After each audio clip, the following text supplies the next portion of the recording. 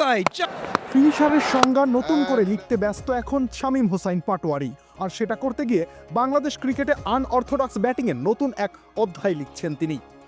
Reverse স্কুপটা এক অর্থে তিনি আজকাল সাকিব আল হাসান বা মোহাম্মদ আশরাফুলের চেয়েও ভালো খেলেন। শামীম বরাবরই এমন। চলতি বিপিএলে তিনি ৩৪৫ রান করেছেন, তার ৬০% বেশি এসেছে উইকেটের পেছনে।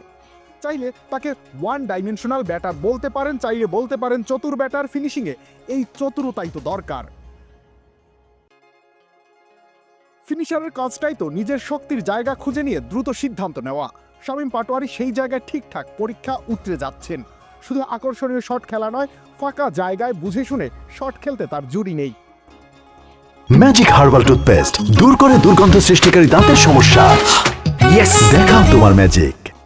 ফিনিশারের কাজ বরাবরই কঠিন, ভুল করার সুযোগ নেই। আর এখনকার মারকাটারি ক্রিকেট যুগে এসে ফিনিশারকে কখন ব্যাট করতে নামতে হবে সেই নিশ্চয়তাও নেই।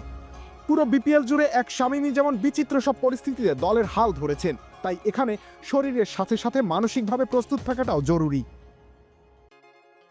তার এই ব্যাটিং শুধু আকর্ষণীয় শট খেলার জন্য নয়, তিনি বুঝে শুনে বল নির্বাচন করছেন, ফাঁকা জায়গা খুঁজে শট খেলছেন। এটা নিছক অপ্রচলিত শট খেলা নয়, বরং ফিনিশার হিসেবে প্রয়োজনীয় এক দুর্দান্ত স্কিল।